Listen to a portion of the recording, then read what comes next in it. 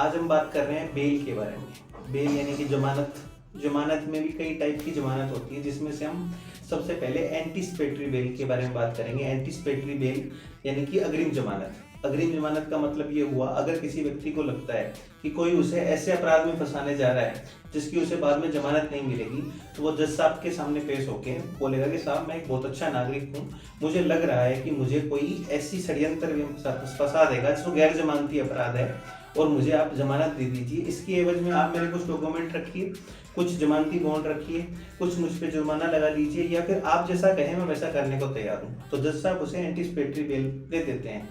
सबसे पहले ये जान लेते हैं कि एंटीसिपेटरी बेल में कौन कौन सी धाराएं लागू होती हैं। भारतीय न्याय संहिता की जो धारा अभी 482 है, वो पहले की सीआरपीसी की धारा 438 थी, जिसको अभी भारतीय न्याय संहिता की धारा 482 के तहत अपन एंटीसिपेटरी बेल ले लेते हैं।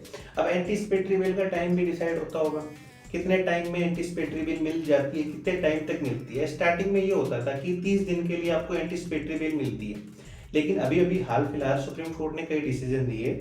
उन वर्डिक्ट में सुप्रीम कोर्ट ने अच्छे से ये बताया और जानने को हमें मिला कि एंटीसिपेटरी बेल जब तक चल सकती है जब तक कि कोई केस लगातार रनिंग में है या उसका आखिरी फैसला नहीं आ जाता, डिक्री नहीं दे देता कोर्ट या फैसला नहीं दे देता। लेकिन अब ये भी निर्भर करेगा जज की विवेक शक्ति पे, यानी उसके विवेकाधिकार पे भी। जज को अगर लगता है कि एंटीसिपेटरी बेल लंबी चलनी चाहिए तो उसको लंबा चलाएगा। अगर उसे लगता है कि एंटीसिपेटरी बेल को लंबा न चला के इसको पहले ही खत्म कर देना चाहिए तो कर देता है। हालांकि अब ये माना जाता है कि आप इसको, अगर आपकी दलीलें सही हैं और आप एक अच्छे नागरिक की तरह बिहेव कर रहे हैं और आपकी तरफ से कोई शिकायत नहीं आती है। शिकायत किस तरह की? एंटीसिपेटरी बेल के अंदर 2-3 बातें ध्यान में रखने वाली है ना। उसमें एक बात ये ध्यान रखने वाली है, पहली बात अपन ये ध्यान रखेंगे कि अगर जैसा आपको लग रहा है तो आपको उसको यकीन दिलाना पड़ेगा कि आप भारत को छोड़ के नहीं जाओगे, या देश छोड़ के या शहर छोड़ के कहीं नहीं जा रहे बिना जज की अनुमति के। पहला। सेकंड पॉइंट अपना ये हो गया कि आप किसी भी साक्ष्य से, एविडेंस से छेड़छाड़ नहीं करोगे, दूसरा पॉइंट। और तीसरा पॉइंट, जो शर्तें, जो नियम आपको जज साहब या न्यायालय जो आप पे आरोपित करता है, वो तीनों नियम, जितने भी नियम हैं वो मानने पड़ेंगे।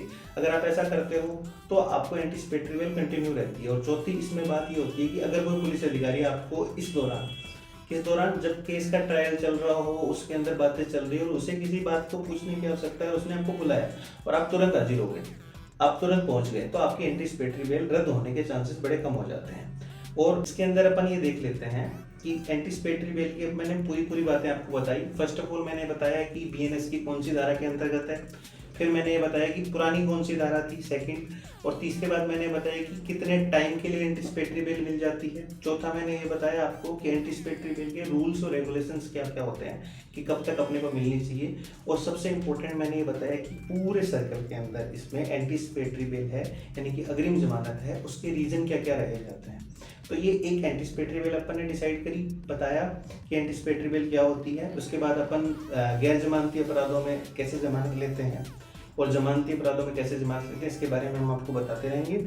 इसी तरह की जानकारी के लिए हमें सब्सक्राइब करें, चैनल को फॉलो करें और लीगल लॉयर्स पे ऐसी जानकारी के लिए बार बार आते रहें। आपका विशेष स्वागत रहेगा।